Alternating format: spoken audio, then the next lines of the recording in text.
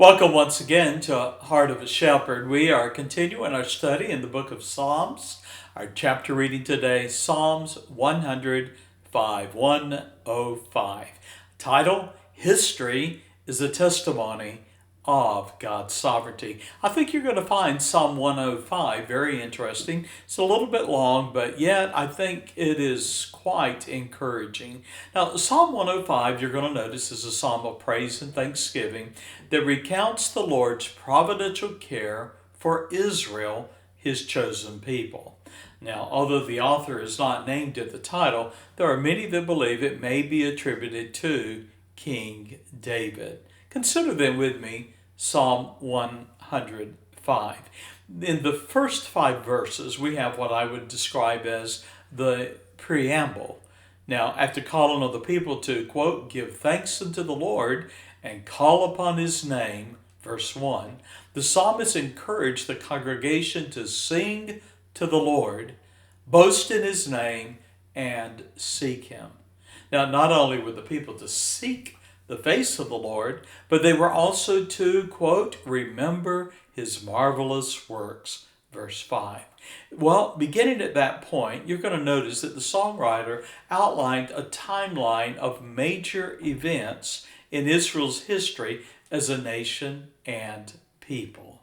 Now, notice then with me, verse 6 through 11, God's covenant with Abraham and his descendants. And so, beginning with God's covenant with Abraham, I am reminded of the importance of knowing and recounting significant events in a nation's history and recognizing that God is sovereign. Now, Psalm 105, you'll notice, recounts the Lord's vigilant care for Israel, starting with Abraham's time in Canaan, verses 6 through 15. And then verse 12 through 15, we have Israel's journey as sojourners in Canaan. Now, the Lord did keep his covenant promise to Abraham, and the land he promised to that patriarch became the inheritance of his descendants. Now, a little background of that promise is recorded in Genesis 12, Genesis 15, and Genesis 17. And yet, Abraham, Isaac, and Jacob were strangers. That is, they were sojourners in the land God promised them as a nation. And so they began with, and I quote, but a few men in number. And nevertheless, the Lord preserved and protected his people, saying, Psalm 105, verse 15, touch not mine anointed. Now, if memory serves me correct, I believe at the time that Jacob brought with him his sons and their households, there were about 70 that were numbered at that time.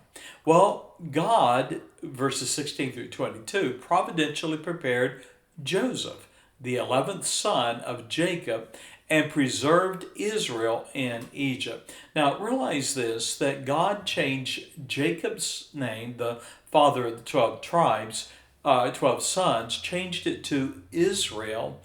Israel then became 12 tribes, the 12 sons of Jacob, their families. Now, verses 16 through 22, then, we have recorded the preparation of sending Joseph ahead. And so the psalmist remembered that the Lord, knowing he would send a famine into Canaan to afflict the land, how he used Joseph's brothers' envy of that young man to sell him into slavery and send him ahead to Egypt, verse 16 and 17. Well, Joseph was humbled in Egypt, first as a slave and then as a prisoner, until the time the Lord appointed for Pharaoh to set him, Joseph, free and make him the Lord of his house and the ruler of all his substance. You might remember that Joseph's promotion was second only to Pharaoh. Now, by God's providence, Joseph was in a position to serve or save his brothers when famine forced Jacob's sons to seek grain in Egypt. And then verses 23 through 25, we have Israel's transformation in Egypt from tribes to a nation. Now, Jacob and his sons brought their households to Egypt. Now, it's Egypt here is described as, quote, the land of Ham, Ham referring to one of Noah's three sons. And so Noah's son, Ham, settled in the Arabian Peninsula, and particularly in Africa was the place that he ultimately settled. And of course, you have Egypt and other kingdoms that arose from the lineage of Ham.